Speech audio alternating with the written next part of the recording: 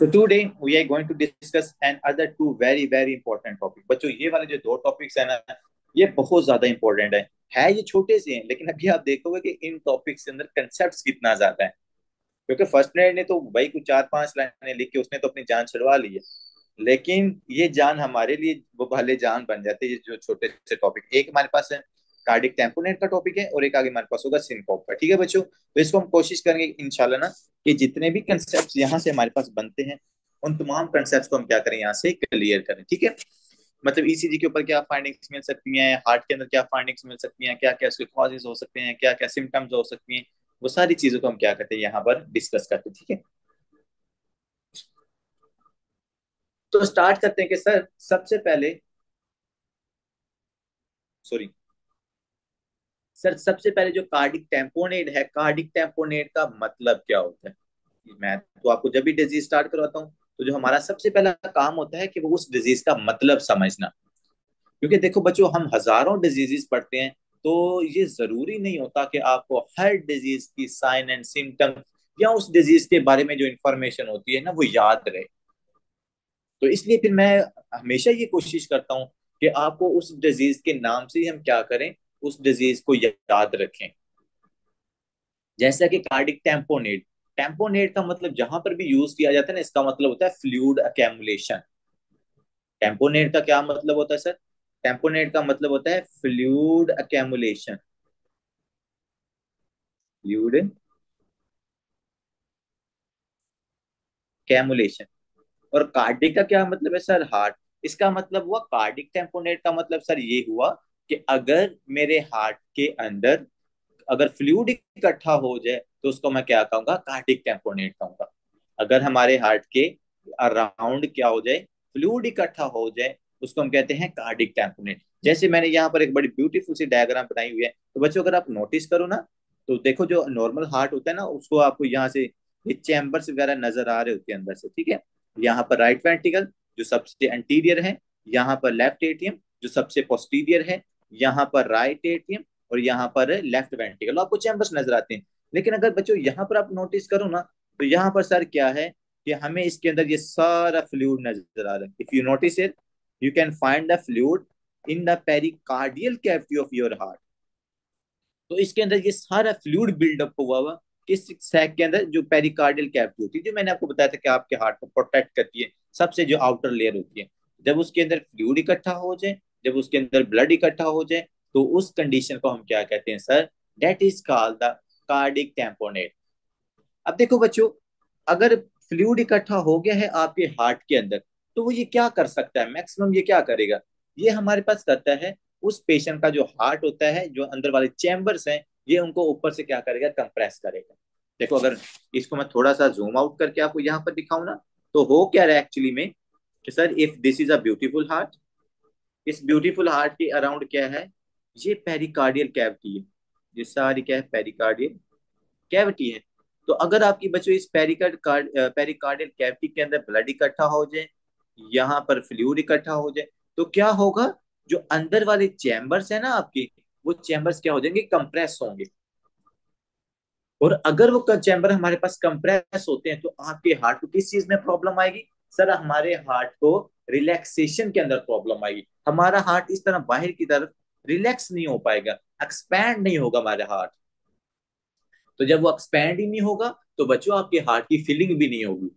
और अगर आपके हार्ट की फीलिंग नहीं होगी तो जाहिर बात है आपके हार्ट से जो मतलब जो ब्लड की कार्डिक आउटपुट होनी है, जो स्ट्रोक वॉल्यूम होना है, वो भी कम होगा पेशेंट के अंदर। ठीक हो गया। तो ये एक जनरल कंसेप्ट हुआ कि सर कार्डिक टेम्पोनेट का मतलब ये है, pericardial cavity of the heart के अंदर अगर ब्लड इकट्ठा हो जाए, फ्लूइड की कैमुलेशन हो जाए, तो वो करेगा क्या, आपके हार्ट को कंप्रेस करेगा। और जब हमारा हार्ट कंप्रेस होगा तो सर हमारा हार्ट एक्सपैंड नहीं कर पाएगा। और जब आपका हार्ट एक्सपैंड नहीं करेगा तो इसके अंदर ब्लड नहीं आता ज्यादा। जब उसमें ज्यादा ब्लड नहीं आता तो आपकी जो स्ट्रोक वॉल्यूम होता है, जो कार्डिक आउटपुट होती है, वो क्या हो जाती है, डिक्रीज हो जाती है। अब मेरा आप लोगों से ये क्वेश्चन है कि जब आपके हार्ट के अराउंड फ्लूइड इकट्ठा होता है, आपका पहले लेफ्ट वेंट्रिकल इफेक्ट होगा, लेफ्ट एट्रियम इफेक्ट होगा, राइट वेंट्रिकल इफेक्ट होगा, या राइट एट्रियम इफेक्ट होगा? जब आपके हार्ट के राउंड फ्लूइड इकट्ठा होता है तो सबसे पहले कौन से जो चैम्बर्स होते हैं वो इफेक्ट होते हैं जी students? Left ventricle. Doctor Faiz ने कहा कि sir left ventricle. Okay, anyone else? Anyone else? अगर आपके हार्ट के अराउंड फ्लूइड इकट्ठा होता है तो सबसे पहले आपका कौन से चैम्बर्स इफेक्ट होंगे? Common students, you know about it. Right atrium, doctor Kiran ने कहा। Okay, left ventricle doctor Zariya, right ventricle doctor Aslan. जैसा कि आपके साथ डॉक्टर असलान ने अपना नॉलेज शेयर किया कि सर इस पेशेंट का जो राइट हार्ट होता है ना, वो सबसे पहले इफेक्ट होता है। और राइट हार्ट के अंदर मैं बात करूं तो जो आपका राइट वेंट्रिकल होता है ना, ये सबसे पहले इफेक्ट होता है। अब बच्चों इसकी रीजन है ये क्यों कि सबसे पहले इफेक्ट हो रहा है। आपका जो राइट वेंट्रिकल है इसके अंदर प्रेशर होता है कम, आपके लेफ्ट वेंट्रिकल में प्रेशर होता है ज्यादा। तो जिसके अंदर बच्चों प्रेशर कम होता है उसको दबाना ज्यादा आसान है, या जिसके अंदर ज्यादा प्रेशर होता है या जो ज्यादा प्रेशर जनरेट कर सकता है उसको दबाना आसान होता है। सर जाहिर सी बात है, जिस साइड की तरफ हमारे पास प्रेशर कम होता है वो आपकी राइट साइड है।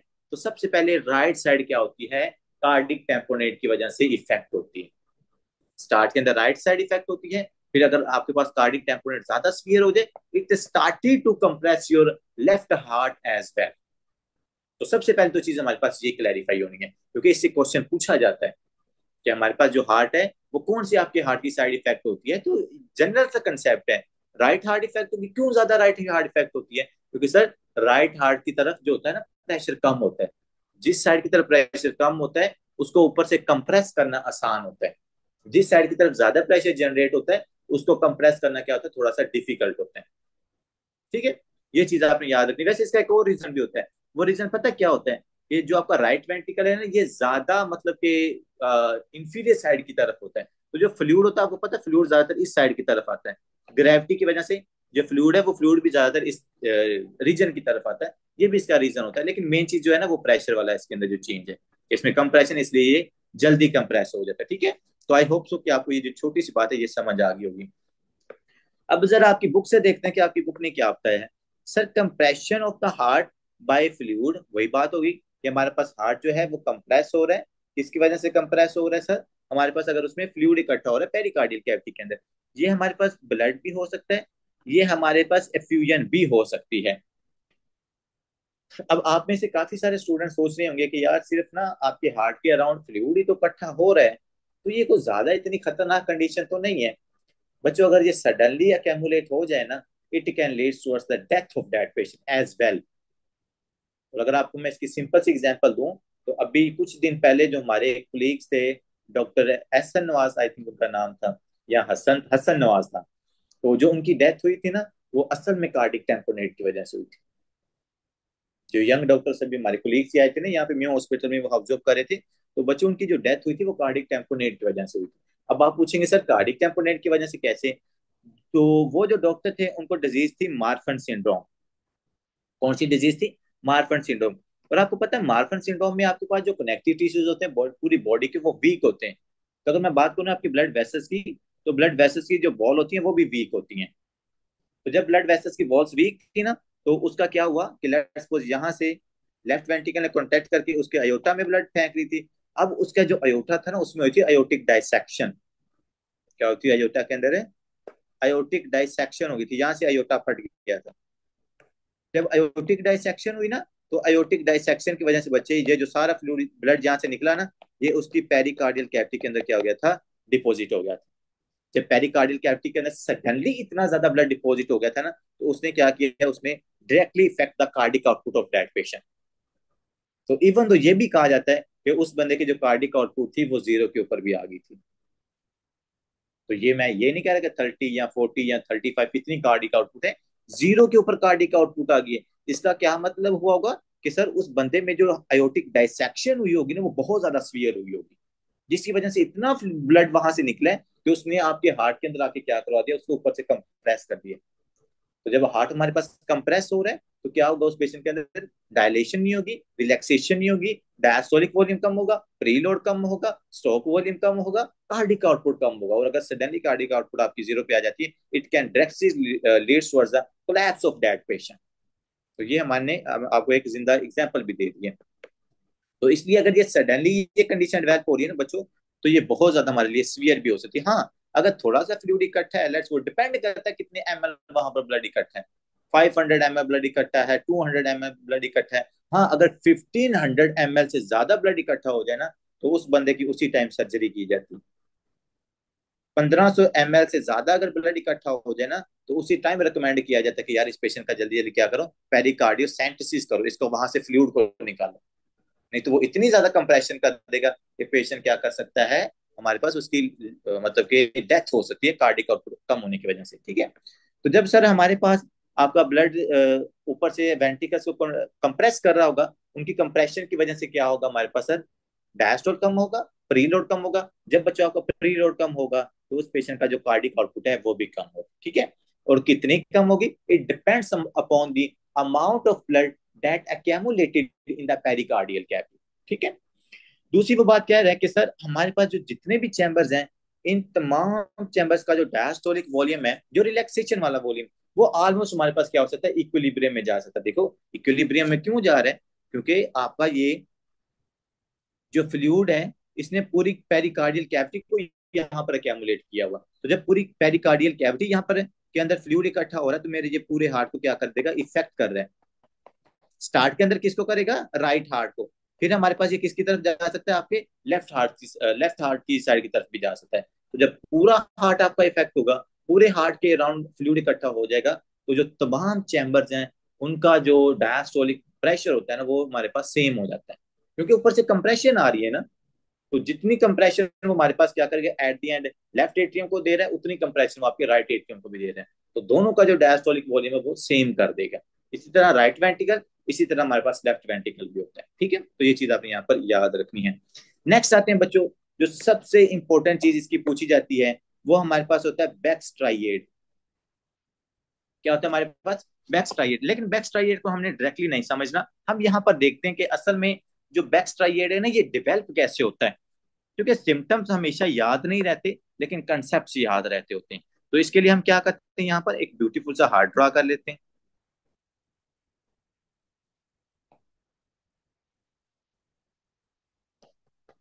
Pulmonary veins, here is your superior vena cava, and here is your inferior vena cava. These are the two beautiful walls. और अगर आप कहते तो मेयोटा को भी ड्रा कर लेते हैं।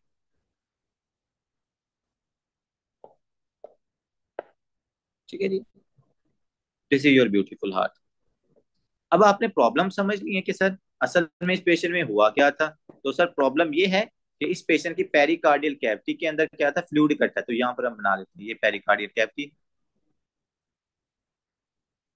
ठीक है बच्चों। और इस पेरिकार्डियल कैविटी के अंदर क्या है, फ्लूइड इकट्ठा हुआ है, यहाँ पर सारा फ्लूइड इकट्ठा है। अब मैंने आपको क्या बात बताई कि सब जब फ्लूइड इकट्ठा होना शुरू करता है, तो सबसे पहले राइट हार्ट को इफेक्ट करता है। जब ये राइट हार्ट को ऊपर से कंप्रेस करेगा, बच्चों आपने मुझे खुद बताना है, जब ये राइट हार्ट को ऊपर से कंप्रेस करेगा, क्या आपका राइट एट्रियम प्रॉपरली डायलेट होगा, सर नहीं होगा। जब आपका राइट एट्रियम प्रॉपरली डायलेट नहीं होगा, तो जो सुपीरियर वेना केवा से या इंफीरियर वेना केवा से इसके अंदर जो ब्लड आ रहा है, क्या वो सारा ड्रेन हो जाएगा आपके राइट एट्रियम के अंदर, नहीं सर।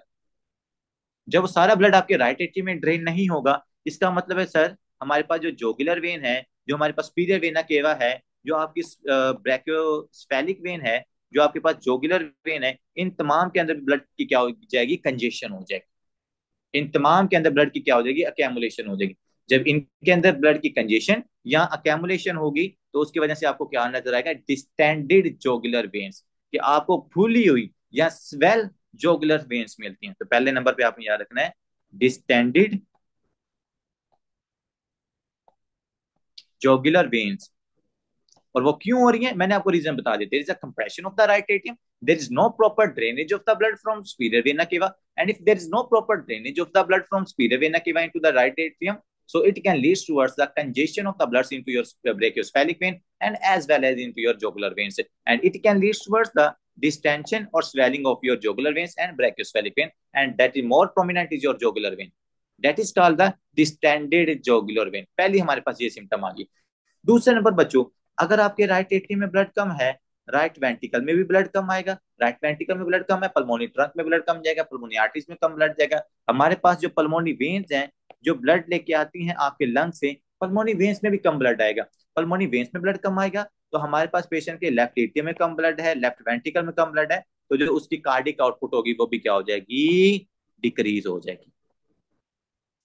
तो बच्चों जब आपकी कार्डिक आउटपुट डिक्रीज हो जाएगी तो मैं कह सकता हूँ कि इस पेशेंट का जो सिस्टोलिक ब्लड प्रेशर है, सिस्टोलिक ब्लड प्रेशर वो भी क्या हो जाएगा, ड्रॉप हो जाएगा। जब सिस्टोलिक ब्लड प्रेशर ड्रॉप हो रहा है तो हम कहेंगे that is a patient of the hypotension, patient का ब्लड प्रेशर ड्रॉप हो गया। क्योंकि systolic blood pressure depend upon your cardiac output. हमने कहा था ना कि सर ब्लड प्रेशर का फार्मूला क्या होता है, cardiac output multiply systemic muscular resistance. तो अगर आपके पास कार्डिक आउटपुट कम है इसका मतलब जो इसका ब्लड प्रेशर है वो भी हमारे पास कम होगा। ठीक है बच्चों। तो दूसरी जो सिम्टम्स थी जो आपको बैकस्ट्राइड में मिलती है दैट इज अ हाइपोटेंशन। ठीक है, वो भी हमने यहाँ पर वेरीफाई कर लिया। तीसरी सिम्टम्स क्या होती है कि सर मफल्ड हार्ट साउंड, कि जब हम हार्ट के साउंड सुनते हैं ऑस्कल्टेट करते हैं तो हम मफल्ड सुनाई देते हैं, मतलब कम सुनाई देती हैं। जो उनकी इंटेंसिटी नॉर्मली हमें सुनाई देती है इतनी इंटेंसिटी के साथ वो हमें नहीं सुनाई देते। उन हार्ट के साउंड की जो इंटेंसिटी होती है लेस, जैसा कि मैं कहता हूँ S1 या S2, आपको वो लेस सुनाई दे रही है, वो सॉफ्ट सुनाई दे रही है। उसका रीजन क्या है बच्चों, ये देखो ये सारा फ्लूइड हमारे पास इस पेरिकार्डियल कैविटी के अंदर क्या हुआ है, डिपॉजिट हुआ हुआ है। तो जब यहाँ पर फ्लूइड डिपॉजिट होगा तो देखो पहला आपका हार्ट है, ये आपकी हार्ट की लेयर है, ये समझो हार्ट की लेयर है। फिर हमारे पास यहाँ पर क्या है सर, सारा फ्लूइड इकट्ठा हुआ हुआ है, ये सारा फ्लूइड इकट्ठा हुआ हुआ है। फिर हमारे पास ऊपर कौन सी लेयर आ जाती है सर, ये हमारे पास डिफरेंट फैट्स की लेयर आ गई, स्किन लेयर है, एपिडर्मस, डर्मस, ये सारी लेयर्स आ गई। अब जब यहाँ पर आप स्टेथोस्कोप रख के अब यहाँ पर जो S1 से मीटर वाल की क्लोजिंग से जो हार्ट साउंड प्रोड्यूस हो रहा है वो आप इसको सुनने की कोशिश करते हो तो लेकिन वो आपको मफल्ड सुनाई देता है, वो आपको कम सुनाई देता है। उसका रीजन क्या है, उसका रीजन है ये सारा फ्लूइड क्यों यहाँ पर इकट्ठा है। ये फ्लूइड इकट्ठा होने की वजह से आपको जो हार्ट की साउंड्स हैं वो क्या सुनाई देती हैं, मफल्ड सुनाई देती हैं, लेस सुनाई देती हैं, सॉफ्ट सुनाई देती हैं। ठीक है, अब हम यहां से पढ़ते हैं कि सर जो बैक स्ट्राइएड है ये क्या होता है। ठीक है, अब इंशाल्लाह अब आपको समझ आएगी। बैक स्ट्राइएड क्या होता है sir, hypotension, distended neck veins and distant heart sounds, मतलब कि बहुत सॉफ्ट सी हल्की सी हार्ट साउंड्स आपको सुनाई देती हैं। क्यों सुनाई देती हैं, डिस्टेंट हार्ट साउंड नेक वेन्स का मैंने आपको बता दिया है, दूसरे पर हाइपोटेंशन क्यों थी वो भी रीजन बता दिए, और डिस्टेंट हार्ट साउंड्स का मैंने आपको रीजन बता दिया। ठीक है, अब नेक्स्ट होता है एक बड़ा ही इंपॉर्टेंट काम। देखो हमने बात की हुई है कि सर वेन एवर जब भी कार्डिक आउटपुट कम होती है ना, कार्डिक आउटपुट कम होगी तो हमारे पास यहाँ पर क्या लगे हुए सर, बैरो रिसेप्टर्स, बैरो रिसेप्टर्स लगे हुए ना एओर्टिक आर्च के ऊपर। ये बैरो रिसेप्टर्स क्या होंगे सर, एक्टिवेट होंगे। जब बैरो रिसेप्टर्स आपके एक्टिवेट होंगे तो ये क्या करेंगे, ये मैसेज देंगे आपके एनटीएस को, न्यूक्लियस ट्रैक्टर सोलिटैरिस को, that is present into your medulla oblongata. वो न्यूक्लियर ट्रैक्टर सोलिटैरिस क्या काम करता है सर, वो दो काम परफॉर्म करते हैं। जैसे हमने ये रिसेप्टर्स करते मैंने आपको पूरा मैकेनिज्म समझाया हुआ है ना। तो एनटीएस क्या करता है, या तो सिंपैथेटिक नर्वस सिस्टम को एक्टिवेट करता है या पैरासिम्पैथेटिक नर्वस सिस्टम को एक्टिवेट करता है। जब आपकी कार्डिक आउटपुट कम होती है तो वो क्या करता है, आपके सिंपैथेटिक नर्वस सिस्टम को एक्टिवेट करता है और पैरासिम्पैथेटिक नर्वस सिस्टम को वेगस नर्व के जरिए इनहिबिट करता होता है। कार्डिक आउटपुट कम है, सिंपैथेटिक नर्वस सिस्टम एक्टिवेट होगा। जब सिंपैथेटिक नर्वस सिस्टम एक्टिवेट होता है तो क्या होता है सर, हमारे पास उस पेशेंट की जो हार्ट रेट है वो इंक्रीज होती है, हमारे पास उस पेशेंट की जो वेजो कंस्ट्रिक्शन है वो ज्यादा होती है। तो इन दो मैकेनिज्म्स की वजह से आपका हार्ट क्या करता है, कंपनसेट करने की कोशिश करता है कि हम कार्डिक आउटपुट को क्या करें, इंक्रीज करने की कोशिश करें। क्या करने की कोशिश करें, हम पेशेंट की हार्ट रेट को इंक्रीज करके जो इसकी कार्डिक आउटपुट है हम उसको इंप्रूव करने की कोशिश करें।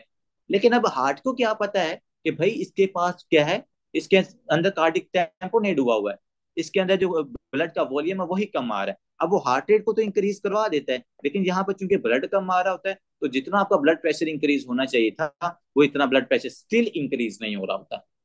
तो at the end after some time देखिए स्टार्टिंग में जब आपको कार्डिक टेम्पोनेट होता है तो आपका ये जो कंपनसेटिव मैकेनिज्म है ना ये एक्टिवेट होकर आपकी हार्ट रेट को इंक्रीज करवा के ना कोशिश करता है कि वो कार्डिक आउटपुट को ना इंक्रीज करवाता रहे। लेकिन कितनी देर करवाएगा, एक हफ्ता करवाएगा, 2 हफ्ता करवाएगा, 1 महीना करवाएगा, 2 महीने करवाएगा, उसके बाद तो जो है ये आपका कंपनसेटिव मैकेनिज्म फेल हो जाएगा। वो कहेगा भाई मैं कितनी की देर तक आपका ये जो काम मैं करता रहूं, आप जो एग्जैक्ट प्रॉब्लम है उसको रिजोल्व करो। हमने ये बात 3 दफा डिस्कस की हुई है कि सर सिम्टम्स पेशेंट में तब आती हैं जब उस पेशेंट के अंदर कंपनसेटरी मैकेनिज्म फेल हो जाता है। क्या उस पेशेंट के अंदर है, कंपनसेटरी मैकेनिज्म फेल हो जाता है। ठीक है, जी जी डॉक्टर साहब वही तो आपको बता रहे हैं कि इस पेशेंट के अंदर हम, मसला था कार्डिक आउटपुट कम है, हमने उस कार्डिक आउटपुट को इंक्रीज करवाया, लेकिन कार्डिक आउटपुट थोड़ी बहुत इंक्रीज हुई है, लेकिन ये इसका भी हमें इफेक्ट है।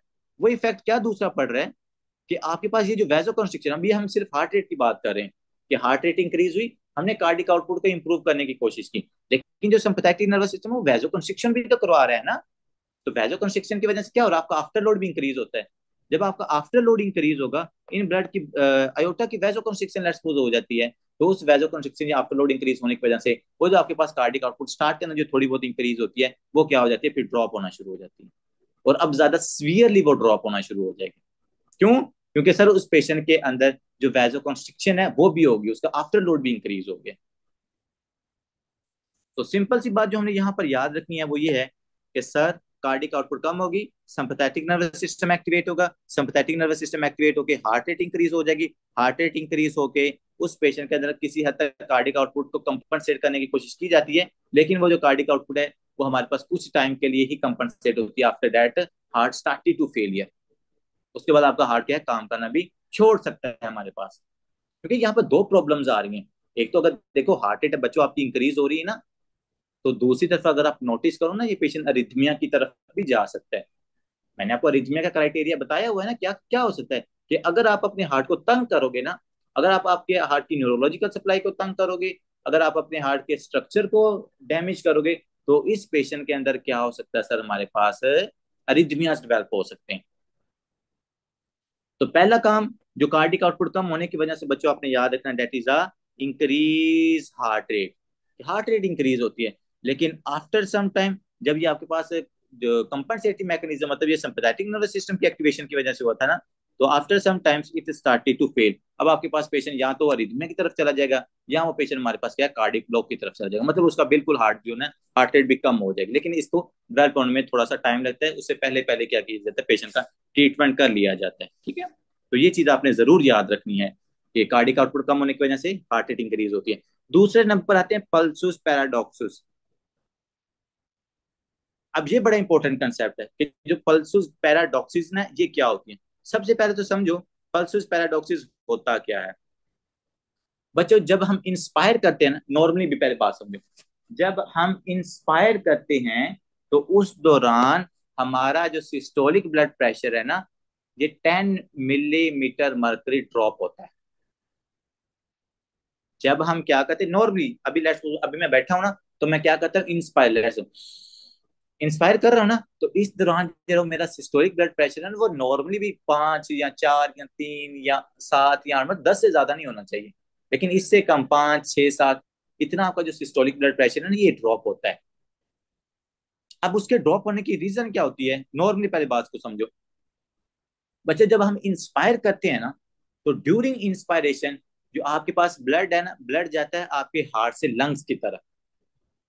ड्यूरिंग इंस्पायरेशन क्या होता है, देखो, राइट एट्रियम में ब्लड आया, राइट वेंट्रिकल में ब्लड आया, राइट वेंट्रिकल से पल्मोनी ट्रंक, और पल्मोनी ट्रंक से आपके पास लंग्स की तरफ ब्लड जाता है।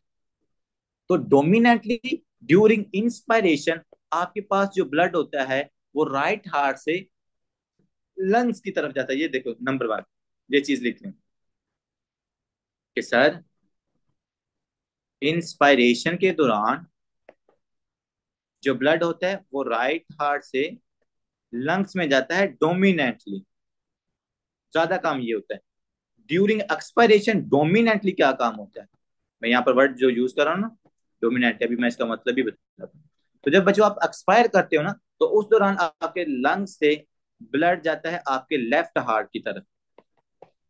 ये चीज आपने सबसे पहले याद रखनी है कि इंस्पायरेशन में डोमिनेंट काम क्या होता है। सर इंस्पायरेशन में डोमिनेंट काम ये हो रहा है कि आपके राइट हार्ट से ब्लड जाता है लंग्स की तरफ। वैसे कॉमन सेंस की भी बात है, जब हम इंस्पायर करते हैं तो आपके लंग्स के अंदर ऑक्सीजन जाती है, और मैं यही चाहूंगा ना कि आपके लंग्स की तरफ ब्लड आए ताकि हम उसको ऑक्सीजनेट कर सकें। और जब मैं एक्सपायर करता हूँ तो मैं कार्बन डाइऑक्साइड को बाहर निकाल रहा होता हूँ, और वो ब्लड आपका नीचे से ऑक्सीजनेट हो चुका होता है। हम चाहते हैं कि अब ये जो ऑक्सीजनेटेड ब्लड है ये कहाँ पर चला जाए, आपके लेफ्ट हार्ट की तरफ चला जाए, ताकि हम पूरी बॉडी को ना ऑक्सीजनेटेड ब्लड सप्लाई कर सकें। ठीक है, तो इंस्पायरेशन के अंदर हमारे पास क्या होता है सर, राइट हार्ट से ब्लड जाता है लंग्स की तरफ ज्यादा, लेकिन लंग से कम ब्लड आता है आपके पास लेफ्ट हार्ट की तरफ ड्यूरिंग इंस्पायरेशन। अब ये थोड़ा सा और समझो, डीप कंसेप्ट। पहला डोमिनेंट कंसेप्ट समझ लिया है कि सर डोमिनेंटली इंस्पायरेशन में जो ब्लड होता है वो राइट हार्ट से लेफ्ट सॉरी राइट हार्ट से लंग्स की तरफ जाता है डोमिनेंटली। लेकिन इसका ये हरगिज मतलब नहीं होता कि इंस्पायरेशन के दौरान हमारे पास लंग से हार्ट तक ब्लड नहीं आता होगा। जो इंस्पायरेशन के दौरान भी लंग से लेफ्ट हार्ट की तरफ ब्लड आता है, लेकिन ज्यादा नहीं आता जितना एक्सपायरेशन के दौरान आता है। ठीक है। तो इसलिए तो कहा जाता है कि जब आप इंस्पायर करते हो ना, तो आपका जो सिस्टोलिक ब्लड प्रेशर है ना, ये थोड़ा सा ड्रॉप हो जाता है। 10 मिलीमीटर मरकरी से ये ड्रॉप हो जाता है, कम होता है। उसका रीजन क्या होता है? क्योंकि इंस्पायरेशन के दौरान मेरे पास ज्यादा ब्लड जाता है राइट हार्ट से लंग्स की तरफ, और कम ब्लड आता है लंग से हार्ट की तरफ या लेफ्ट वेंट्रिकल्स की तरफ। जब वहां से कम ब्लड आएगा तो आपके लेफ्ट एट्रियम में कम ब्लड, लेफ्ट वेंट्रिकल में कम ब्लड, आपका स्ट्रोक वॉल्यूम कम, पेशेंट की कार्डिक आउटपुट कम। या डोमिनेटली मैं कहता हूँ कि स्ट्रोक वॉल्यूम उसका कम। जब स्ट्रोक वॉल्यूम कम होगा तो आपका सिस्टोलिक ब्लड प्रेशर ड्रॉप हो जाता है ड्यूरिंग इंस्पायरेशन। लेकिन जब मैं एक्सपायरेशन करता हूँ तो जितना मैक्सिमम ब्लड होता है ना, वो लंग से हार्ट की तरफ आ जाता है, तो जो आपका सिस्टोलिक ब्लड प्रेशर होता है वो नॉर्मल हो जाता है। और जब हम मोस्टली ब्लड प्रेशर को मेजर कर रहे होते हैं ना, वो हमारे पास पेशेंट के अंदर ना ये एक्सपायरेशन के दौरान मेजर होता है पेशेंट का ब्लड जो होता है। ठीक है। इसलिए तो अगर आप जाए ना, तो आपको कहते हैं भाई बिल्कुल रिलैक्स हो जाओ, रिलैक्स हो जाओ, ताकि आपकी जो एक्सपायरेशन अगर आप नोटिस करो ना, तो इंस्पायरेशन से ज्यादा जो आपकी एक्सपायरेशन होती है वो प्रोलॉन्ग होती है, वो ज्यादा लंबी होती है फेस। तो उसका हमें फायदा ये हो जाता है कि एक्सपायरेशन अगर ज्यादा लंबी है, तो हम क्या करते हैं, पेशेंट का जो ब्लड प्रेशर मेजर करते हैं वो हमें ज्यादातर एक्सपायरेटरी फेज के दौरान ही मिलता है, इसलिए हमें वो नॉर्मली 120/80 मिलता होता है। लेकिन अगर हम इंस्पायरेशन के अंदर मेजर करें ना, तो हमें वो थोड़ा सा ड्रॉप जरूर मिलेगा। उसका मैंने रीजन बता सर दिया। क्वेश्चन है। जी जी। सर वेनस रिटर्न इंक्रीज नहीं होगा जब इंस्पायर करेंगे, और वेनस रिटर्न इंक्रीज होने की वजह से सिस्टोलिक को इंक्रीज होना चाहिए, क्योंकि सर हार्ट ज्यादा कॉन्ट्रैक्ट करेगा, बाहर ब्लड निकाले। जी जी सर, जैसा कि डॉक्टर साहब कह रहे हैं कि सर जब हम इंस्पायरेशन करते हैं, थोरेसिक कैविटी का एरिया जो होता है वो ज्यादा होता है, इसके अंदर जो प्रेशर होता है वो कम होता है।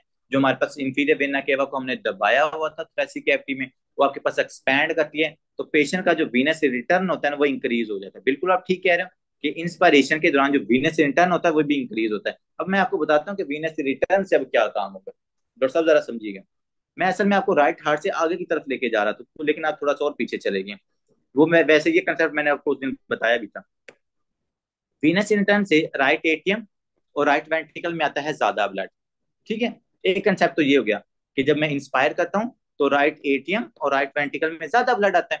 जब इसमें ज्यादा ब्लड आएगा ना बच्चों, एक चीज जो आपने याद रखनी है, ये जो आपका इंट्राकार्डिक, ये जो आपके पास सेप्टम है ना बच्चों, ये जो दरमियान में जिसको हम इंटरवेंट्रिकुलर सेप्टम कहते हैं, तो ये अगर राइट वेंट्रिकल में ज्यादा ब्लड आता है ना बच्चों, तो ये जो इंटरवेंट्रिकुलर सेप्टम है ना, ये भी मूव कर जाता है किसकी तरफ?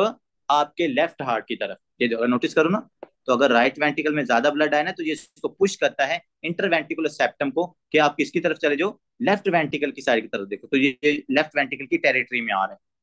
तो जब ये इंटरवेंट्रिकुलर सेप्टम आपके लेफ्ट वेंट्रिकल की टेरिटरी के अंदर आता है ना, तो अगर आप नोटिस करो, तो आपके लेफ्ट वेंट्रिकल की जो टेरिटरी का एरिया ना वो कम हो जाता है।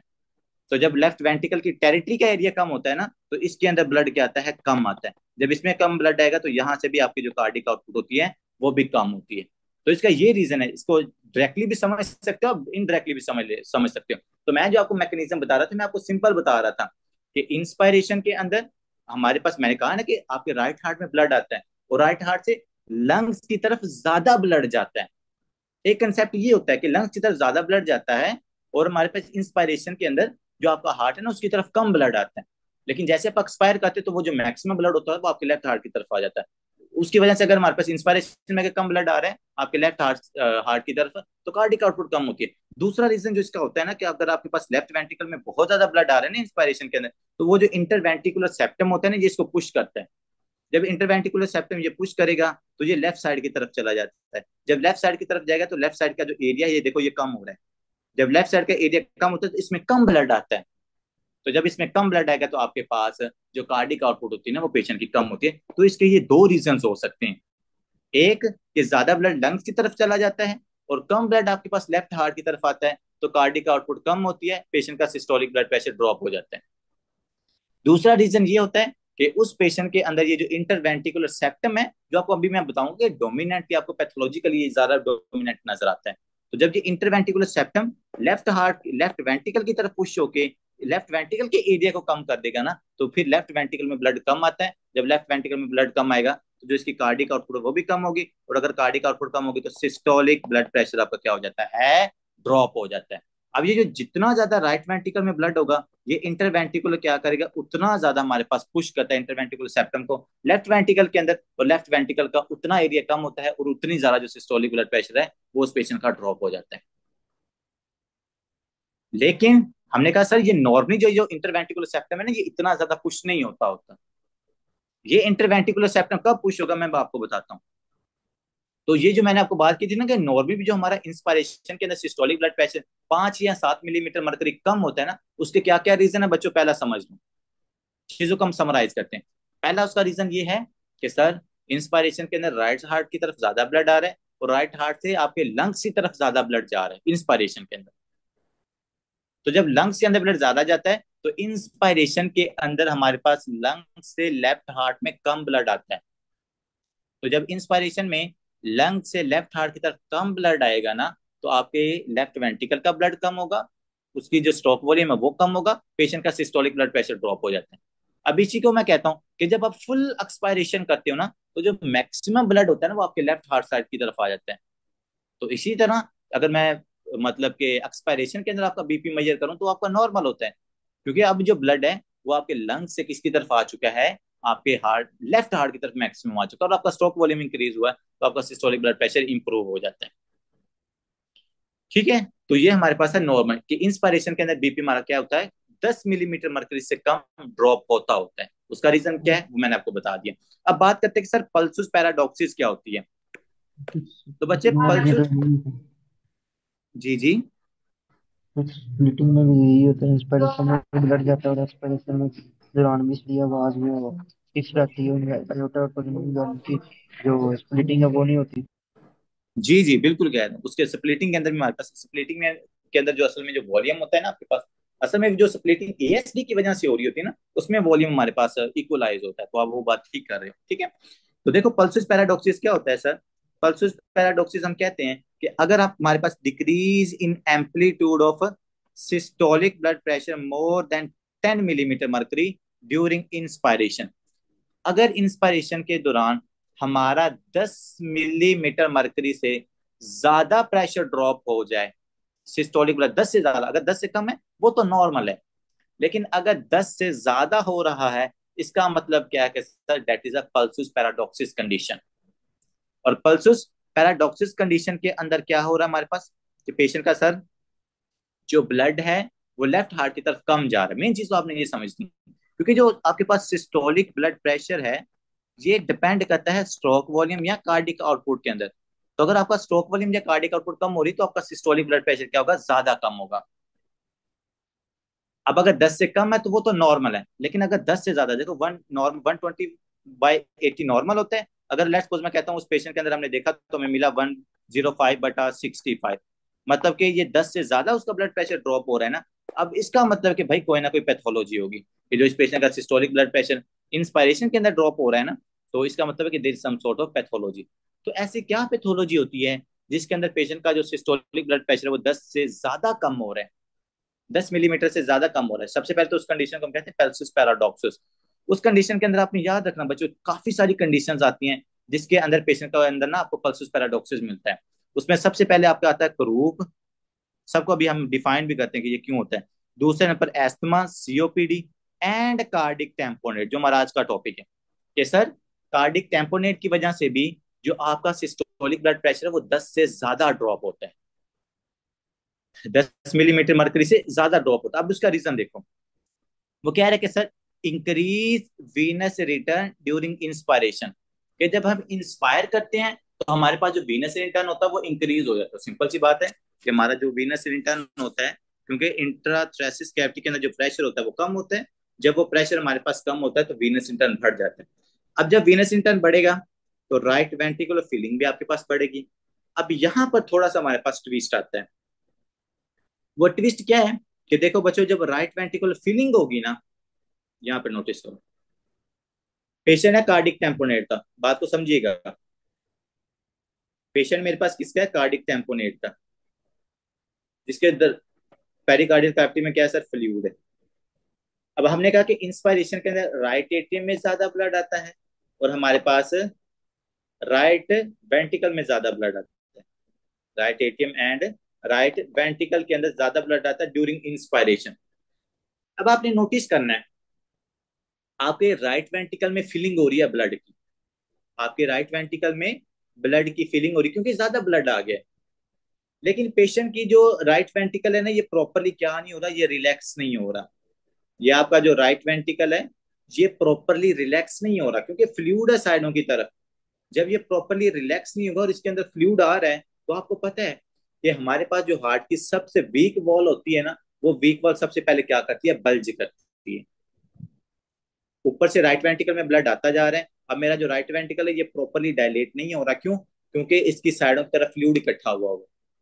जब इसकी साइडों की तरफ फ्लूइड इकट्ठा होता है, लेकिन ऊपर से ब्लड तो ज्यादा आ रहा है ना, ब्लड भी तो प्रेशर लगा रहा है ना, तो वो ज्यादा ब्लड आने की वजह से, वो ज्यादा प्रेशर क्रिएट होने की वजह से उस राइट वेंट्रिकल की जो वीक वॉल होती है, वो क्या कर जाती है, उसके ऊपर प्रेशर लगता है और वो बल्ज हो जाती है। और यहाँ पर आपको कौन सी वॉल वीक लग रही है, अगर आप नोटिस करो बच्चों, तो जो इंटरवेंट्रिकुलर सेप्टम है ना, ये वाला, ये इंटरवेंट्रिकुलर सेप्टम आपके पास वीक होता है। तो जब राइट वेंट्रिकल में ज्यादा ब्लड आता है ना, और वो प्रॉपरली एक्सपैंड नहीं होता, तो हमारे पास ये जो राइट इंटरवेंट्रिकुलर सेप्टम है, ये क्या कर जाता है, बल्ज कर जाता है। ये बल्ज किसकी तरफ करता है, आपके लेफ्ट वेंट्रिकल की तरफ, लेफ्ट वेंट्रिकल की तरफ। जब ये लेफ्ट वेंट्रिकल की तरफ बल्ज करता है ड्यूरिंग इंस्पायरेशन, तो बच्चे लेफ्ट वेंट्रिकल का एरिया क्या हो जाता है, कम हो जाता है। जब लेफ्ट वेंट्रिकल का एरिया कम होता है ना, तो हमारे पास यहाँ पर लेफ्ट वेंट्रिकल में ब्लड कम आता है। जब लेफ्ट वेंट्रिकल में ब्लड कम आएगा, तो इस पेशेंट की जो कार्डिक आउटपुट है क्या हो जाती है, ड्रॉप हो जाती है। क्योंकि यहाँ पर अब देखो, एक तो हमें पता है कि इंस्पायरेशन के दौरान आपके लेफ्ट हार्ट की तरफ कम ब्लड आना है, और दूसरे नंबर जो कम ब्लड आ रहा है, वो भी उसमें से भी कुछ ब्लड है जो लेफ्ट वेंट्रिकल में जा रहा है। क्यों, क्योंकि सर यहाँ पर जो इंटरवेंट्रिकुलर सेप्टम है वो क्या हो चुका है, वो बल्ज होके आपके लेफ्ट वेंट्रिकल की जो कैविटी है उसका एरिया कम कर रहा है। जब ये इसका एरिया कम करेगा, तो यहाँ पर और ज्यादा ब्लड कम होगा। जब यहाँ पर और ज्यादा ब्लड कम होगा, पेशेंट का स्ट्रोक वॉल्यूम कम होगा, स्ट्रोक वॉल्यूम कम होगा, तो पेशेंट का जो सिस्टोलिक ब्लड प्रेशर है, अब वो यहाँ पर मोर देन 10 मिलीमीटर मर्करी क्या हो जाएगा, ड्रॉप हो जाएगा। सर ये पेरिकार्डियल क्या जो है सेप्टम इसमें फ्लूइड एक्यूमुलेट नहीं होगा? क्या नहीं होगा, जो सेप्टम है इसके अंदर फ्लूइड नहीं एक्यूमुलेट होगा? सर सेप्टम तो आपके अंदर है ना, देखो सेप्टम तो हार्ट के अंदर है। ये जो सेप्टम है वो तो अंदर वाले एरिया के अंदर है ना, वो बाहर की तरफ तो थोड़ा होता है। बात सब समझ रहे हो? देखो लेट्स सपोज अगर ये मेरा घर है, और मेरे घर की साइडों की तरफ पानी आना शुरू हो जाता है, तो जो आपके घर के दरमियान वाले कमरे हैं, उनके दरमियान जो वॉल है, वो वॉल तो ठीक है ना आपके पास। अब ये समझो कि आपके पास ये जो हार्ट है, हार्ट के अंदर वाले जो चैम्बर्स है, आप देखो ये फ्लूइड आपके हार्ट के अंदर नहीं है, ये बाहर वाली कैविटी के अंदर है। बात आप समझ रहे हो, तो वो बाहर से हार्ट को कंप्रेस कर रहा है, वो अंदर से नहीं कर रहा। तो इसकी वजह से जो हमारे पास ब्लड ज्यादा हो रहा है, वो इंटरवेंट्रिकुलर सेप्टम को क्या करता है, कंप्रेस करता है, और इसको बल्ज करके लेफ्ट वेंट्रिकल की साइड की तरफ कर देता है। जब लेफ्ट वेंट्रिकल की साइड की तरफ करेगा, तो वहां पर एरिया कम होगा, उसका जो एंड डायस्टोलिक वॉल्यूम है वो भी कम होगा। और दूसरे नंबर हमें पता है इंस्पायरेशन के अंदर जो होता है, वो वैसे ही ब्लड हमारे लेफ्ट हार्ट की तरफ कम होता है। तो जो दोनों चीजें हमारे पास कंबाइन होंगी, तो आपके सिस्टोलिक ब्लड प्रेशर को क्या कर देती हैं, 10 से ज्यादा कम कर देती हैं। जो ठीक है ये बच्चों? होता है सर उस सेप्टम लगा हुआ है, वो नहीं? क्या हुआ सर? जो राइट एट्रिया से और राइट लेफ्ट एट्रिया में जो सेप्टम है, उधर भी हम्म डायलेशन हो सकता है? सर हमारे पास हम डोमिनेटली बात करते हो कि आपके वेंट्रिकल्स के अंदर, क्योंकि आपके पास जो वीनस सीरेंटम या जो आपकी कार्डिक आउटपुट है, ये प्रीडोमिनेटली डिपेंड करती है आपके वेंट्रिकल्स के ऊपर। लेट्स सपोज मैंने आपका सिस्टोलिक ब्लड प्रेशर मेजर करना है, तो मैं आपके लेफ्ट एट्रियम से मेजर तो नहीं ना करूंगा, मैं आपके लेफ्ट वेंट्रिकल की कार्डिक आउटपुट को देखूंगा ना। तो आपके लेफ्ट वेंट्रिकल की जो कार्डिक आउटपुट है, वही आपका सिस्टोलिक ब्लड प्रेशर बनाती है। तो मैं डोमिनेटली उसकी चेंजेस को देखता होता हूँ। ठीक है, तो चूंकि उसका एरिया भी ज्यादा होता है, तो ज्यादा इफेक्टिव भी वही होता है हमारे पास। तो ये था सर पल्सुस पैराडॉक्सिस का कंसेप्ट, जिसके अंदर जो सिस्टोलिक ब्लड प्रेशर है वो मोर देन 10 मिलीमीटर ज्यादा ड्रॉप हो जाता है, जिसके अंदर हमारे पास कार्डिक टेम्पोनेट भी एक कंडीशन है, जो इसके ब्लड प्रेशर को 10 से ज्यादा कम कर सकती है। ठीक है जी। तो यहाँ पर उसने वही चीज लिखी हुई है, देखो, राइट वेंट्रिकल फीलिंग ज्यादा हुई, interventricular septum bore towards the left ventricle due to the decreased pericardial compliance compliance, क्योंकि वो हमारे पास जो उसकी एक्सपेंशन है वो कम है, आपके राइट वेंट्रिकल की जो एक्सपेंशन है वो कम है, वो कम होने की वजह से आपके पास जो इंटरवेंट्रिकुलर सेप्टम है वो गो कर जाता है लेफ्ट वेंट्रिकल की तरफ, मुड़ जाता है, ठीक है। जिसकी वजह से क्या हो रहा है, लेफ्ट वेंट्रिकल की जो इजेक्शन वॉल्यूम है वो कम हो रहा है। जब इजेक्शन वॉल्यूम कम होगा तो जो आपका सिस्टोलिक ब्लड प्रेशर है वो क्या हो जाता है, ड्रॉप हो जाता है। कितना ड्रॉप होगा यहाँ पर आपने क्वांटिटेटिवली याद रखना होगा, मोर देन 10 मिलीमीटर मरकरी, ठीक हो गया जी। नेक्स्ट बात करते हैं कि सर एक तो हमें ये जो कार्डिक टेम्पोनेट के अंदर नजर आता है पल्सोस पैराडॉक्सिस, क्या इसके अलावा किसी और कंडीशन के अंदर भी नजर आता है, तो द आंसर इज यस। आपको ये कंडीशन नजर आती है जिसका निमोनिक भी लिखा हुआ कोट, पी कोट, ये निमोनिक याद रख लो, आपको बड़ा ना हेल्प करेगा कार्डियो के अंदर भी, रिस्पिरेटरी के अंदर भी, और यूएसएमडी के एमसीक्यू सॉल्व करने के अंदर भी आपको ये बहुत ज्यादा हेल्प करता होता है जी। अब देखो जो यूएसएमडी के अंदर बच्चों इसमें से एमसीक्यू पता क्या क्या पूछा गया है, ये बैक स्ट्राइएट को पूछा गया है, पल्सोस पैराडॉक्सिस का कंसेप्ट पूछा गया है, उसके बाद इसकी ईसीजी चेंजेस पूछी गई हैं, उसके अलावा हमारे पास पल्सोस पैराडॉक्सिस किस किस और कंडीशन के अंदर मतलब आपको मिलता है, ये क्वेश्चन 4 क्वेश्चन इस टॉपिक में से पूछेंगे यू वर्ल्ड के अंदर। It means that is very important, मैं इसलिए इस टॉपिक के ऊपर काफी ज्यादा टाइम लगा रहा हूँ, ठीक है। सर कंस्ट्रिक्टिव पेरिकार्डाइटिस, देखो कंस्ट्रिक्टिव पेरिकार्डाइटिस में भी आपके पास जो पेरिकार्डियम उसमें इन्फ्लामेशन हो जाती है, तो उसकी इन्फ्लामेशन की वजह से वहां पर भी आपका जो हार्ट होता है वो प्रॉपर्ली एक्सपैंड नहीं होता, जब वो एक्सपैंड नहीं होता तो उसमें भी प्रॉपर्ली यही इंटरवेंट्रिकुलर सेप्टम वो कर जाता है लेफ्ट वेंट्रिकल की तरफ, उसकी कार्डिक आउटपुट कम हो जाती है, सिस्टोलिक ब्लड प्रेशर उसका भी मोर देन 10 मिलीमीटर मर्क्यूरी से ड्रॉप हो जाता है, तो उसको हम कहते हैं कि कंस्ट्रिक्टिव पेरिकार्डाइटिस के अंदर भी पल्सोस पैराडॉक्सिस मिलता है। नेक्स्ट बच्चों, जो हमारे पास रिस्पिरेटरी सिम्टम्स हैं डिजीज है जैसे croup, obstructive sleep apnoea, asthma and COPD, बच्चों ये जो पल्मोनी सिम्टम्स हैं इन तमाम के अंदर भी आपको पल्सोस पैराडॉक्सिस मिल सकता है। अब आप में से कोई मुझे एक बता सकता है कि सर इसका क्या रीजन है, क्योंकि यहाँ पर आपके पास अगर कुछ सीओपीडी है ना, तो सीओपीडी के अंदर आपका हार्ट तो नॉर्मल होगा ना, लेकिन स्टिल इस पेशेंट का जो ब्लड प्रेशर है वो 30 मीटर ब्लड मर्क्यूरी से ज्यादा पल्मोनरी क्यों वेन्स होगा। और लंग्स में कंजेस्टेड होना शुरू हो जाएगा, जिसकी वजह से वाल्स जो है वो कंप्रेस होंगे। क्या कह रहे हैं डॉक्टर साहब आप। सर पल्मोनरी वेन्स में ब्लड कंजेशन स्टार्ट हो जाएगी फिर लंग्स में, और जिसकी वजह से लंग्स जो है वो कंप्रेस करेगा हार्ट की वाल्स पे। डॉक्टर साहब ये कह रहे हैं कि सर जैसा कि आपने कहा कि जब हमारे पास लंग्स के अंदर, तो सीओपीडी का अगर एग्जांपल लें, तो सीओपीडी की वजह से वो कह रहे हैं आपके लंग्स क्या कर देंगे, एक्सपैंड कर जाएंगे, और जब आपके पास लंग्स एक्सपैंड करेंगे तो आपके हार्ट को कंप्रेस कर देते हैं। एक कंसेप्ट आपने ये बताया, दूसरा उन्होंने कहा कि सर दूसरा जो कंसेप्ट है वो ये है कि जो आपकी पल्मोनी वेन्स है उनकी कंजेशन हो जाती है। तो बच्चों जो इसका एग्जैक्ट आंसर है ना, वो एग्जैक्ट आंसर इसका पल्मोनी वेन्स की कंजेशन होता है।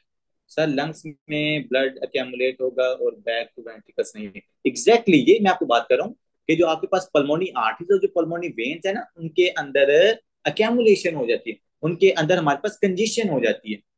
तो जब उनके अंदर एक्सपेंशन या कंजेशन होगी ना, तो आपके लंग से हार्ट की तरफ ब्लड आता ही कम है।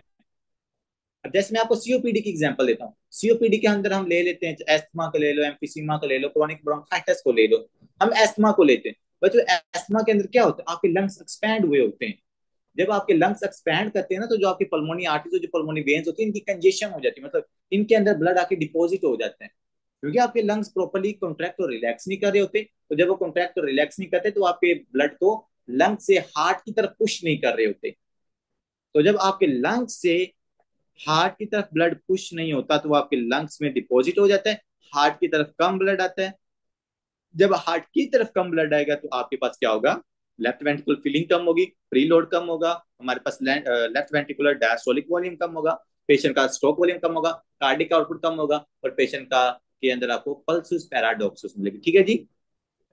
तो यहाँ पर लंग्स टू आपके हार्ट की तरफ जो ब्लड होता है बच्चों वो कम आता है, वो आपके एस्मा के अंदर भी सेम प्रॉब्लम है, सीओपीडी में भी सेम प्रॉब्लम है, ऑब्स्ट्रक्टिव स्लीप एपनिया में भी सेम प्रॉब्लम है, आपके क्रूप के अंदर भी सेम प्रॉब्लम है, कि इन सब के अंदर हमारे पास जो लंग्स होते हैं they are not properly pushing the blood towards your heart, आपके हार्ट की तरफ ये ब्लड को पुश नहीं कर रहे होते, इस वजह से हार्ट में ब्लड पुश नहीं होगा, तो हमारे पास स्ट्रोक वॉल्यूम कम होगा।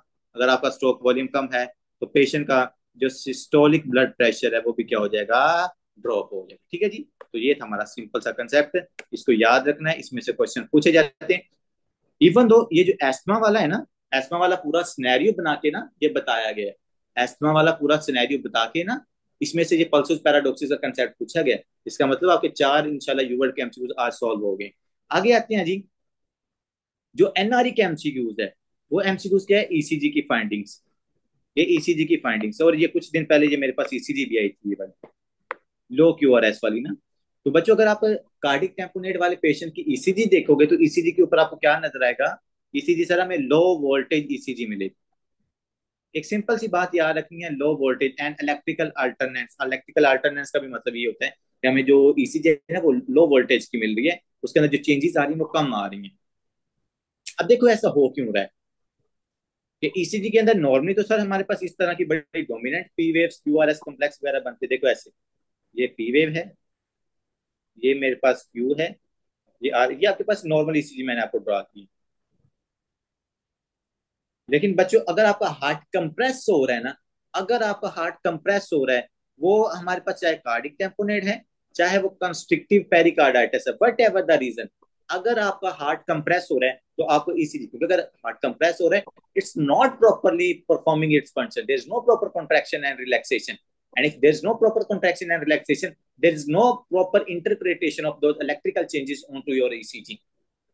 तो अगर वो इंटरप्रिटेशन प्रॉपरली नहीं आ रही, क्योंकि आपका हार्ट प्रॉपरली कॉन्टैक्ट और रिलैक्स ही नहीं कर रहा, तो जो आपको ईसीजी नजर आएगी वो लो वोल्टेज होगी इस तरह। और एग्जैक्टली मैं कह रहा हूँ, कार्डिक ये इसका पेरिकार्डाइटिस का पेशेंट था और उसकी ईसीजी ऐसे थी, फीमेल थी, और उसकी ईसीजी ऐसी थी, मतलब 50 या 55 ईयर्स एज थी उसकी। और जो मैंने सिर्फ सिंपल ईसीजी देखी थी, मैंने उसको कहा था कि यार यहाँ तो उसको कार्डिक टेम्पोनेट हो सकता है, यहाँ कंस्ट्रिक्टिव पेरिकार्डाइटिस इस पेशेंट में हो सकता है, क्योंकि इसकी जो ईसीजी है वो लो वोल्टेज है। तो जब भी आपको लो वोल्टेज ईसीजी मिले, तीन चीजें आपने याद रखनी है। यहाँ तो आपके पास ईसीजी का एरर हो सकता है कि ईसीजी सही है ना, मतलब कि ईसीजी सही परफॉर्म नहीं हुई, पहली बात, अगर पेशेंट एसिम्टोमेटिक है। लेकिन अगर सिम्टोमेटिक है ना, तो आपने कार्डिक टेम्पोनेट, यहाँ कंस्ट्रिक्टिव पेरिकार्डाइटिस के बारे में सोचना है, क्योंकि इन दोनों की वजह से आपको क्या मिल सकता है, लो वोल्टेज ईसीजी, इसको हम कहते हैं लो वोल्टेज ईसीजी। किसी का माइक ऑन है, काइंडली माइक बंद कर लें। लो वोल्टेज आपको ईसीजी मिलती है, ठीक है बच्चों। तो ये चीज आपने यहाँ पर याद रखनी है। तो हमारे पास जो कार्डिक टेम्पोनेट है, इसके अंदर भी आपको लो वोल्टेज ईसीजी मिलती है, ठीक हो गया जी। नेक्स्ट आते हैं सर। ब्रदर आप लिख दिया करो क्वेश्चन, आपकी आवाज नहीं आ रही होती और पीछे से आपकी टीचर भी बोल रही होती है, तो वो डिस्टर्बेंस होती है थोड़ी सी, ठीक है, यहाँ पर लिख दिया करो, मैंने चैट सामने ओपन की हुई है। नेक्स्ट आते हैं sir echocardiogram. Echocardiogram let's suppose पहले हम ईसीजी करवाते होते हैं। जी जी मैं कर देता हूँ, मैं कर देता हूँ। डॉक्टर साहब लो वोल्टेज ईसीजी का मतलब ये है कि आपका हार्ट कंप्रेस हो रहा है, वो चाहे कंस्ट्रिक्टिव पेरिकार्डाइटिस है, चाहे वो कार्डिक टेम्पोनेट है। जब आपका हार्ट कंप्रेस होगा, there is no proper contraction and relaxation, and if there is no proper contraction and relaxation, there is no proper interpretation of those electrical changes on to your ECG. तो अगर आपने अपने heart को compress किया हुआ है, तो भाई मेरे पास वो कैसे रिलैक्स होके या आगे कॉन्ट्रैक्ट होकर स्ट्रॉन्गली मेरी ईसीजी के ऊपर वो आपको नजर आएगा, क्योंकि ईसीजी आपको क्या बताती है, ईसीजी बताती है आपका एट्रिया प्रॉपरली कॉन्ट्रैक्ट और रिलैक्स हो रहा है, आपके पास जो क्यूआरएस है वो प्रॉपरली कॉन्ट्रैक्ट और रिलैक्स हो रहा है, तो वो हमें फिर पी क्यूआरएस कॉम्प्लेक्सेस बनते हैं। लेकिन यहाँ पर तो उनकी बेचारों की प्रॉपर कॉन्ट्रैक्शन या रिलैक्सेशन, प्रॉपर रिलैक्सेशन ही नहीं हो रही। अगर रिलैक्सेशन नहीं होगी तो वो फोर्सफुली कॉन्ट्रैक्ट भी नहीं करेंगे, ठीक है, इसलिए हमें लो वोल्टेज ईसीजी मिलती होती है। आगे आते हैं सर, ईसीजी के अलावा जो हमारे पास दूसरी इंटरप्रिटेशन होती है वो इकोकार्डियोग्राम होता है, जिसको हम क्या कहते हैं, आपके हार्ट का अल्ट्रासाउंड। अब ये इकोकार्डियोग्राम डिफरेंट टाइप्स के होते हैं, कोई हमारे पास ईईटी होता है, कोई हमारे पास टीटीई होता है, मतलब एसोफिजियल इकोकार्डियोग्राम होता है, और ट्रांस थोरेसिक इकोकार्डियोग्राम होता है। लेकिन whatever the types we will discuss in the medicine session. तो यहाँ पर जब आप उसका अल्ट्रासाउंड हार्ट का कराओगे ना बच्चों, तो अल्ट्रासाउंड के ऊपर आपको ये पेरिकार्डियल एफ्यूजन नजर आ जाएगी। मैं इसीलिए तो कह रहा हूँ कि ये बेसिक किताब, ये बेसिक ही है, लेकिन ये आपकी 70% जो मेडिसिन है बच्चों, ये उसको भी कवर करती है। तो यहाँ पर बच्चों आपने जब उसकी इकोकार्डियोग्राफी करवानी है ना, तो वहां पर आपको पेरिकार्डियल एफ्यूजन नजर आ जाएंगे। देखो यहाँ पर, ये देख, ये नजर आ रही है एफ्यूजन, फ्लूइड इकट्ठा हुआ हुआ है, ये यहाँ पर आपके पास फ्लूइड इकट्ठा हुआ हुआ है। और इस फ्लूइड इकट्ठे होने की वजह से आपको क्या नजर आ जाएगी सर, इस पेशेंट के अंदर है पेरिकार्डिक टेम्पोनेट है, ठीक है जी। तो ईसीजी के ऊपर लो वोल्टेज है, इकोकार्डियोग्राफी कराओगे तो आपको पेरिकार्डियल एफ्यूजन नजर आ जाएगी, इसका मतलब पेशेंट आपका कार्डिक टेम्पोनेट है, ठीक है। इसके अलावा सर क्या है, सिस्टोलिक राइट एट्रियल कोलैप्स, कि सर हमारे पास जो राइट एट्रियल, जैसे अभी डॉक्टर जरियाब कह रहे थे कि सर राइट एट्रियम इफेक्ट नहीं हो सकता, डॉक्टर साहब इफेक्ट हो सकता है, उन्होंने यहाँ पर लिख भी दे दिया कि आपका जो राइट एट्रियम है ये भी इफेक्ट होगा। Diastolic right ventricle collapse and inferior vena cava plethora, वही बात है जो बच्चों आपको थोड़ी देर पहले मैंने बताई थी ना, कि पहले आपके हार्ट की कौन सी साइड इफेक्ट होगी, वो आपकी राइट साइड हार्ट इफेक्ट होगा। कौन सी इफेक्ट होगी हमारे पास पहले, जो राइट हार्ट की साइड है वो पहले इफेक्ट लगाएगा। तो बच्चों जब आपने क्या करना है, मैंने आपको बताया था ना कि जो पेशेंट का कार्डिक टेम्पोनेट वाला पेशेंट होता है, इसका पहले राइट हार्ट इफेक्ट होता है, तो इसलिए यहाँ पर लिखा है कि आपके राइट से एट्रियम इफेक्ट होगा, वो कोलैप्स कर जाएगा। आपका जो राइट वेंट्रिकल है ये पहले कोलैप्स कर जाएगा। और inferior vena cava पैलिथुरा, inferior vena cava पैलिथुरा का क्या मतलब है, कि देखो यहाँ पर अगर मेरा ब्यूटीफुल हार्ट है ना, तो चूंकि यहाँ पे राइट एट्रियम तो कोलैप्स कर गया, ऊपर फ्लूइड इकट्ठा हुआ हुआ था, तो हमारे पास इंफीरियर वेना केवा के अंदर क्या हो जाएगी, ब्लड की कंजेशन हो जाएगी। आपके पास जो सुपीरियर वेना केवा है, वहां पर हमारे पास ब्लड की कैमुलेशन हो जाएगी। तो इस पेशेंट के अंदर, इवन दो इस पेशेंट के अंदर आपको फेशियल पैलिथुरा भी नजर आता है, मतलब जो फ्लूइड होता है या जो ब्लड होता है ना, वो आपको उसके मतलब फेस के ऊपर भी नजर आ रहा है, जैसे फेस के ऊपर स्वेलिंग नहीं हो जाती। इसको मैं एक पिक्चर इसकी आपके साथ शेयर करूंगा। तो फेशियल पैलिथुरा, इंफीरियर वेना केवा पैलिथुरा या लोअर लिम्स पैलिथुरा, मतलब के ब्लड सर बी मून ऑफ, शेप फेस इसी में नजर आएगा। नहीं सर, मुंशे जो शेप होता है वो कुशिंग सिंड्रोम में नजर आता है, वो इसमें नजर नहीं आता। उसके रीजन हमारे पास फैट से रिलेटेड होते हैं। यहाँ पर जो हमारे पास है ना, ये डीऑक्सीनेटिव ब्लड की कंजेशन की वजह से आपको ब्लड के जो फेस है ना, वहां पर स्वेलिंग नजर आती है। देखो लेट्स सपोज, अगर आपका फेस है ना, ये ब्यूटीफुल फेस है, और यहाँ से हमारे पास इंटरनल कैरोटिड वेन्स है, वो जो ब्लड लेके जा रही है, ठीक है। और अगर वो यहाँ से ब्लड लेके नहीं जाएंगी, क्योंकि यहाँ पर आपका राइट एट्रियम कोलैप्स है और सुपीरियर वेना केवा से ब्लड नीचे नहीं जा रहा, तो यहाँ पर जो आपके पास वेन्स हैं ब्लड के अंदर, फेस के अंदर जो वेन्स है उनकी कंजेशन हो जाएगी, they started to leak out, तो उसका फेस के ऊपर आपको स्वेलिंग या ब्लूइश कलर का आपको उसका ना फेस नजर आ रहा होगा। इसको हम कहते हैं फेशियल पैलिथुरा। या अगर एट्रियम आर्टरीज के अंदर ऐसा प्रॉब्लम हो ना, तो आपको फेस रेड कलर का नजर आना शुरू हो जाता है, ठीक है। तो ये हमारे पास डिफरेंट टाइप की पैलिथुरा होता है। एक हम सिंड्रोम पढ़ते हैं अभी एंडोक्राइन के अंदर, तो वो सिंड्रोम पढ़ते हैं, उसका नाम क्या था, स्पीडे वेना केवा सिंड्रोम, मुझे याद आ गया, स्पीडे वेना केवा सिंड्रोम। तो स्पीडे वेना केवा सिंड्रोम के अंदर भी क्या होता है, उस पेशेंट के अंदर फेशियल पैलिथुरा नजर आता है।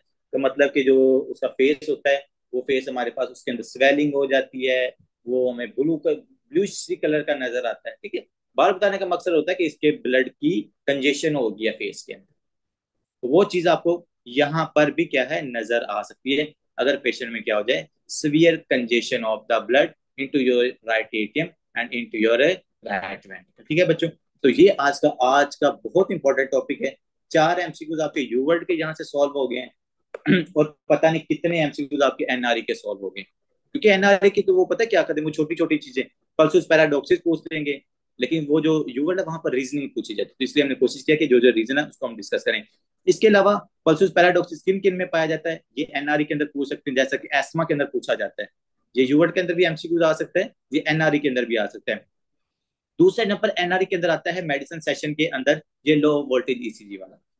ये जो हमारे पास लो वोल्टेज ईसीजी होती है ना, ये इसका कंसेप्ट हमारे पास एनआरई के अंदर भी पूछा जाता है। और जाहिर बात है इसमें यूएसएमडी के अंदर तो पूछा जाता है, यूएसएमडी के अंदर ईसीजी देके पूछते हैं, एनआरई के अंदर आपको वैसे वर्बली पूछ देते हैं, ठीक है बच्चों। तो ये चीज आपने याद क्या रखनी है, यहाँ पर याद रखनी है। सी यू इन नेक्स्ट